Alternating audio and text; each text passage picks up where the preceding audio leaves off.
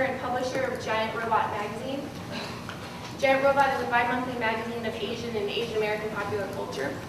In addition to the magazine, Giant Robot has stores in Los Angeles, New York, and San Francisco. And they sell really neat stuff. I'm sure a lot of you are familiar with the stores. But also the stores exhibit artwork of local up-and-coming artists.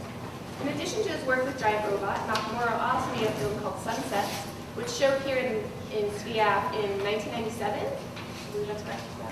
Yeah, it's just a little while ago. I know Eric is an avid gamer and has produced several game art shows and collaborations with gamers and artists. So, take away, Eric. Sure. This first slide,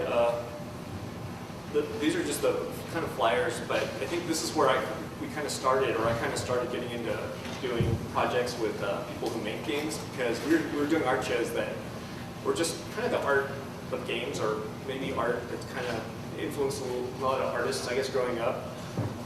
So it could be old games or new games, but we started having exhibitions that kind of featured video games. I thought that was just, just kind of like, we never thought we'd get involved in making any kind of games. We just thought it was just to show art. Now that's kind of what we do. So these are the flyers. Art can look like this. The most recent one, there's this kind of a Zelda-ish one up in the left corner. But sometimes we're getting really kind of well-known fine artists to actually get involved with it. So that dude's name is Esau Andrews, and his art is kind of pricey. But he actually decided that he likes video games, so he made art. The guy in the middle is like, those are like little wood pixels kind of that this dude named Sean from Texas makes, and he can do almost anything with it. So you can just kind of see that just the influence of games in people's artwork. You can just see also at the bottom corner, that was right after a GDC. So that's basically a game over art show. A bunch of people just come out, and I don't know if they necessarily look at the art, but they're kind of hanging out talking to each other. So it becomes a real social kind of a thing. So the gamers aren't just playing games, they're out a little bit. It's kind of nice. Kind of looks like this too, a little more art. So we have an art show, people just come out and check out the art, but it's more like kind of social. That's kind of the most important thing. And also, I guess, for one of the game nights, we actually we decided, well, we're showing art of games, but why not like match the artists that we work with some game makers? So that's one of the games. It's actually, you can play it in the back. What's it called? Oh, is it? I'm not sure if it's your name first. Calvin and Helen's Bogus Journey? Yeah, okay, I forgot the name. Anyway, but it kind of worked out because one of the artists we work with, Derek Yu, actually makes games himself. So we just were able to pair four different artists with 4 different indie game designers. And the coolest thing is the game designers don't really have these delusions of grandeur. They're not trying to make a Grand Theft Auto type of game. They're just trying to make something that's artistic and cool.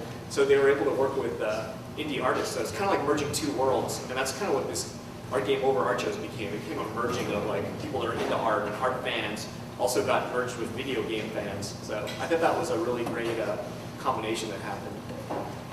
Then we started doing game nights in LA, which there's another flyer for it. Game nights are on the street, right? So we have inside of our shop in LA, but we also project games on the street outside. So anyone walking by, sometimes they pull over and just start getting out of their cars and they play games. So this is like late. This is kind of like 11 p.m.-ish. So we got people out kind of late, just in the neighborhood. We started incorporating doing game nights with events. So this was Scott Pilgrim's game night, the movie when it came out. So that's Brian Lee O'Malley. He's the one who created Scott Pilgrim. He's on the left. So he actually played games with the fans that were at the event. So we kind of were able to merge bigger things with our small little event that we do that's in a neighborhood. And so yeah, we actually get sometimes the creators to come out, and sometimes it's they're very indie games that no one will ever see, except maybe at a special indie game convention or something like that. But we get them to bring their games out and let people play them.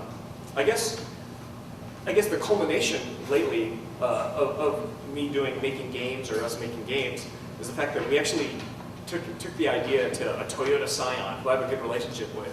Toyota Scion, I do a lot of art projects, so I'll see if this works. And this is just a trailer for an art show. They actually make trailers for art shows. That's kind of crazy. Wait, does that work? Oh, that's not the right slide. This one? Yeah. How do you do it? Oh, there it is. Yeah.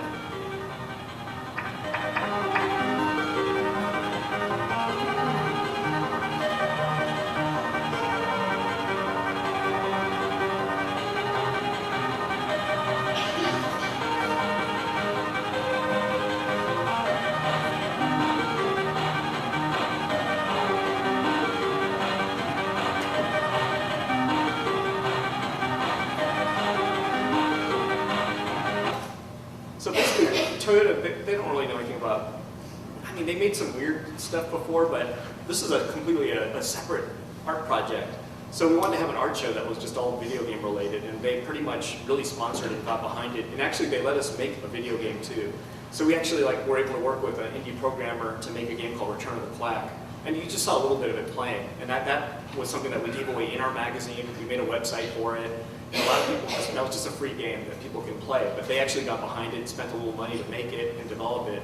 It just shows that they got behind the idea of indie games for at least, I don't know, just a few months at least. So they went away from their graffiti-like projects to actually do something completely different. And I don't know how much. Okay. We have a very short amount of time, so I want to show you something that I made that was kind of like another end product of it all. And it's just a 3-minute video I made, but it's about the Scion car. You saw the car at the end of that trailer. I'll show you what this car is about. Hi, I'm Nakamura, and this is the video game-inspired giant robot Scion XB.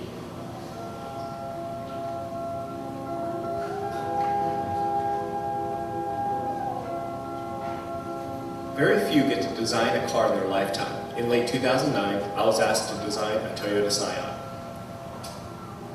I grew up in the 80s, which was the true beginning of video games, and I wanted to somehow capture the feel of the 8-bit era, but at the same time not be restricted by it.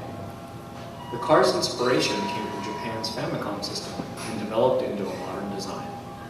We wanted the entire car to be functional, both as a vehicle and as a game console. The most recognizable feature might be the door buttons. Not only do the doors pop open, they also make individual sounds. We decided to make pop doors, and we made big red buttons that look like video game controllers, and they also make cool sounds.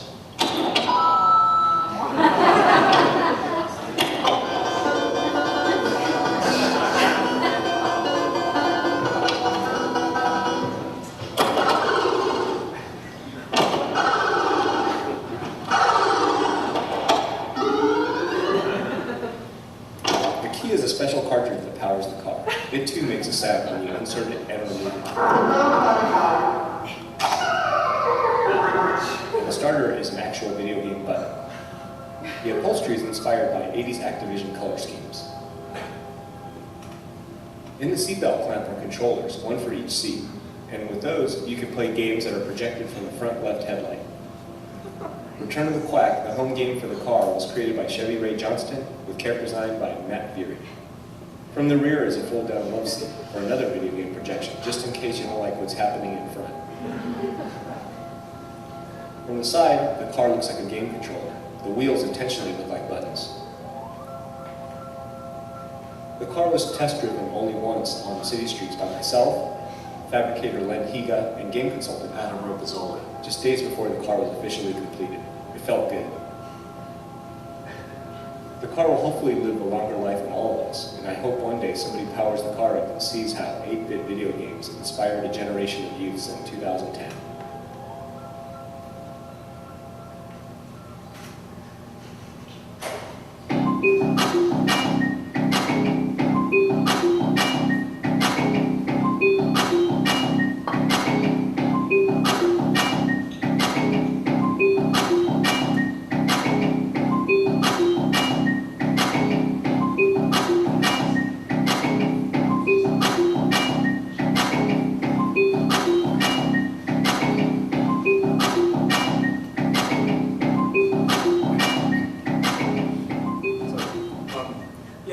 So basically that car ended up going into an art show, but it also went into a museum show too, because I ended up curating a show that they really wanted that car to be part of. So just an example of how far people will let the idea of video games go to, it got to the point where we got to design a car out of it. So that was just last year, and as it goes, there's just more and more projects coming up using the idea of video games and mixing it with art and even just automotives even. So it's just a kind of a growing an art form in a way. It's always been there, but it's starting to get accepted in weird ways and getting incorporated in different ways.